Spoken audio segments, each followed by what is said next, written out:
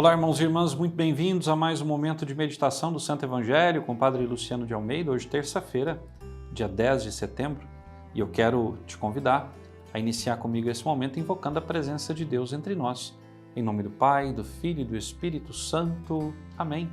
Então, nessa terça-feira da 23ª semana do Tempo Comum, a Igreja nos apresenta o Evangelho de Lucas, capítulo 6, versículos de 12 a 19. Naqueles dias, Jesus foi à montanha para rezar e passou a noite toda em oração a Deus. Ao amanhecer, chamou seus discípulos e escolheu 12 dentre eles, aos quais deu o nome de apóstolos. Simão, a quem impôs o nome de Pedro, e seu irmão André, Tiago e João, Filipe e Bartolomeu, Mateus e Tomé, Tiago, filho de Alfeu, e Simão chamado Zelota, Judas, filho de Tiago, e Judas Iscariotes, aquele que se tornou o traidor. Jesus desceu da montanha com eles e parou num lugar plano. Ali estavam muitos dos seus discípulos e grande multidão de gente de toda a Judéia e de Jerusalém, do litoral de Tiro e Sidônia. Vieram para ouvir Jesus e serem curados de suas doenças. E aqueles que estavam atormentados por espíritos maus também foram curados. A multidão toda procurava tocar em Jesus, porque uma força saía dele e curava a todos. Palavra da salvação. Glória a vós, Senhor. Irmãos caríssimos, nós estamos aqui diante de um evangelho vocacional. O evangelho que nos fala da nomeação, do chamado pelo nome que Jesus faz dos seus 12 apóstolos.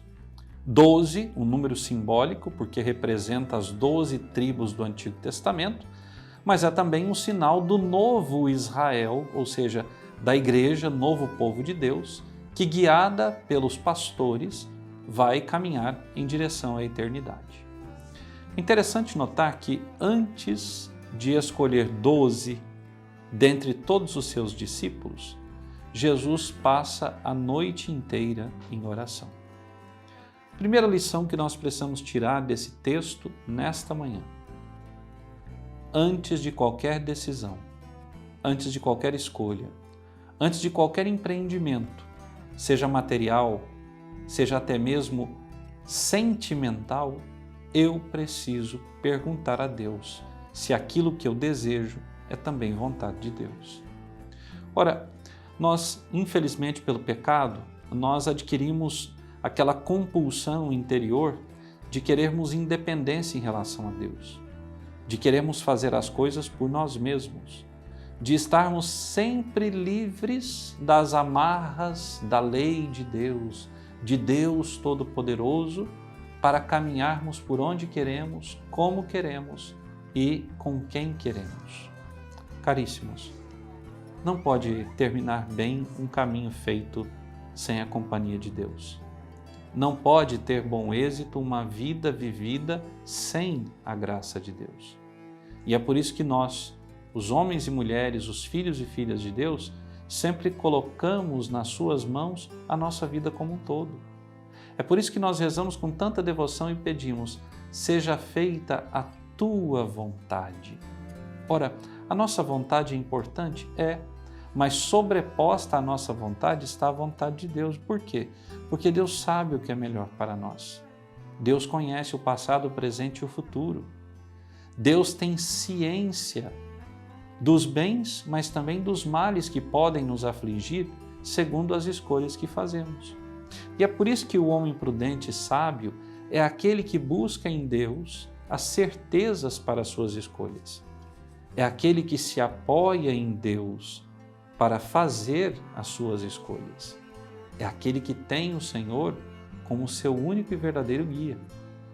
Nós precisamos pedir essa graça ao Senhor, de o buscarmos de todo o coração, de irmos até Ele, de nos lançarmos aos seus pés com humildade para ouvirmos a sua voz. Jesus passou a noite toda em oração. Nós queremos, às vezes, num sinal da cruz mal feito, numa Ave Maria rezada às pressas, que Deus nos fale e nos orienta. Ora, Deus não fala de qualquer modo e a alguém que não está preparado.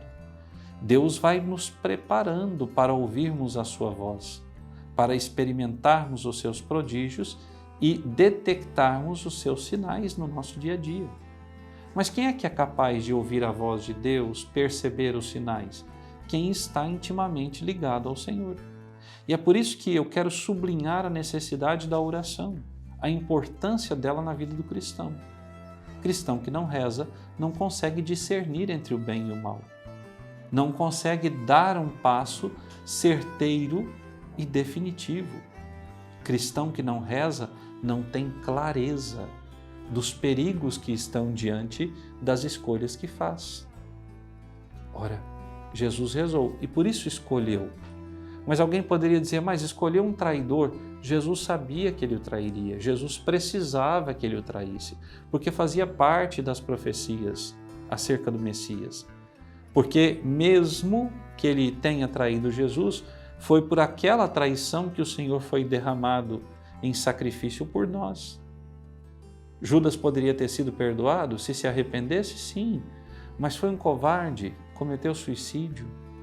Achou que o Senhor não o perdoaria, que o Senhor havia deixado de amá-lo e não. O Senhor jamais deixa de amar um pecador, por pior que seja o seu pecado. Porque para o Senhor nós não somos pecadores, nós somos filhos, somos amados. E Ele daria a vida de novo, se necessário fosse, para nos salvar. Então, vamos pedir ao Senhor essa graça, de que na oração nós entendamos tudo, na oração nós decidamos tudo, na oração nós façamos tudo. Diz o Evangelho que Jesus, ao descer da montanha, retomou a sua vida, a sua rotina, pregando, curando, salvando. Quando nós concluímos a nossa oração, ou seja, descemos da nossa montanha, nós retornamos à nossa vida diária, ordinária. E é onde nós ali no ordinário da vida vamos aplicar aquilo que na oração nós recebemos de Deus. Vamos receber a bênção final?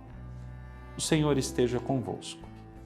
Por intercessão da bem-aventurada Virgem Maria, de São José, seu esposo, e São Miguel Arcanjo, desça sobre vós, vossa família, vosso trabalho, sobre todas as vossas necessidades materiais e espirituais, e permaneça para sempre a bênção de Deus Todo-Poderoso, Pai, Filho e Espírito Santo. Amém. Até amanhã.